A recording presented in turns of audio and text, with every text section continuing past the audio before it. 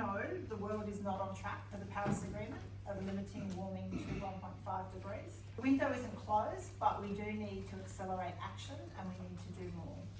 But while we talk mitigation, we also have to talk preparation to ensure communities are safe.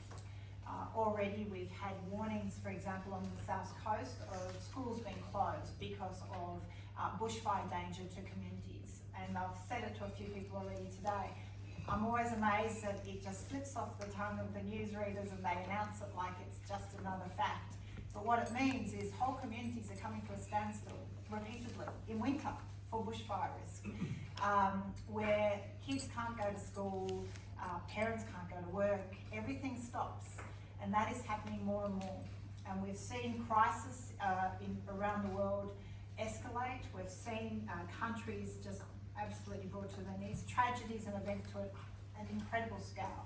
So it's the local preparation that we need, but it's also the international and national. We were pushing for the release of the ONI report around climate risk for us from a security point of view, and so again we will talk about that.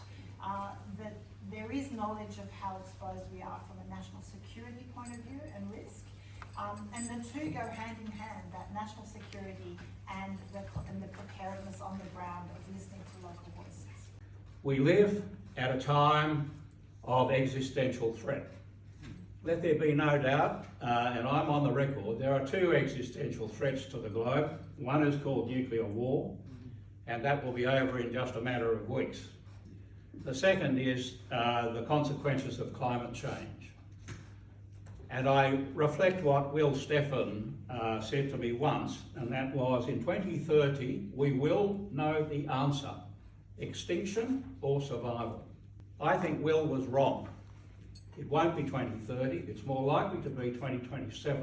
The last 3 months of this year, Australian average temperature was 1.57 degrees Celsius, well above previous records. So we are on our way to a pretty horrible future unless we do something about it. First, we need to recognise that climate disruption is an existential threat to civilisation, and it also represents the greatest security threat to Australia. Secondly, Australia and our near region are all on the front line for climate security threats. We need to engage with our community. If there's one thing we and the security leaders have been banging on about since early 2021, is that the Australian community needs to be taken into account in our plans by governments at all levels. And I think the only way governments can get trust back is to be transparent and include communities. And this is a reason why, when we put forward the idea of a national climate security risk assessment, we said it's a fundamental framework for making decisions, on one hand, and secondly, it needs to include the views of our communities. Finally, we need a proper climate security roadmap. We need to include the mitigation as well as the adaptation. We cannot do just one thing, we have to do both. Emergency leaders for climate action is, I think there's 40 of us now, but former chiefs and deputy chiefs of every fire service in Australia. Lots of state emergency services, some forestry and national parks, fire units. All of us are deeply concerned by what we've seen. Explain to people that anyone who says climate change isn't impacting on natural disasters and putting more and more people at risk of losing their lives and properties, and the environment, the ecological impact is incredible. Anyone who says that's not happening either aren't smart enough or haven't bothered to read the readily available material out there, and they haven't been looking around. So it's real, it's now. We must drive down emissions urgently, because as a firefighter, I know we've reached our limits.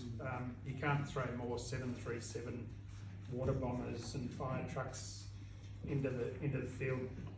The fires are getting bigger, they're getting more intense, and on the worst days we lose, and that means people, as we see here today, lose their homes and sometimes lose loved ones. So we need urgent action. We're in a new era of compounding natural disasters. Climate change doesn't just drive fire risk, it drives flood risk, as we've seen. For every 1 degree increase in temperature, The atmosphere holds 7% more water, and more of our rain events are short, sharp downpours. And the Insurance Council of Australia will tell you all about it. The actuaries have done the numbers, and it's quite scary. It's here and now. Australia has warmed faster than the rest of the world. We're just about at 1.5 degrees, 1.48 according to the Bureau of Meteorology. The rest of the world 1.2. We saw the Northern Hemisphere heat wave, and we might be in for the same this year. So we need urgent action. This is an existential threat, and it's great to have a group like this, and thank you, Zoe and Bridget, for bringing this group together to spread the word across political boundaries, because I, as a firefighter, don't understand why ideology would get in the way of saving this planet. Climate fuel bushfires, they're not incremental, and so our climate action should not be incremental. It has to be rapid and on a, I hate the word, but war footing. The thing is, we've often talked about bushfires like they're accidents. They're not accidents anymore. We just don't know where the spark's where the ignition will be, but we know it's going to happen. So it's going to be our communities again, or other communities. So we can't pretend we don't know what's coming. It's the consequences of the continual burning of mining and burning of fossil fuels.